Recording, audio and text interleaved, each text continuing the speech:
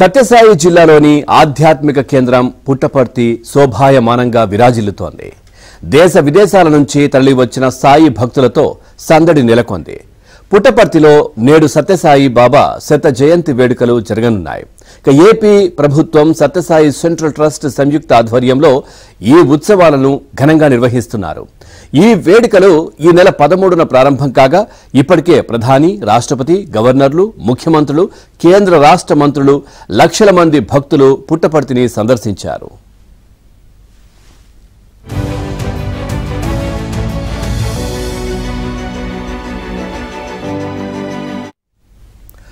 సత్యసాయి శత జయంతి వేడుకలకు Puttaparthi hill view stadium వేదిక కానుంది.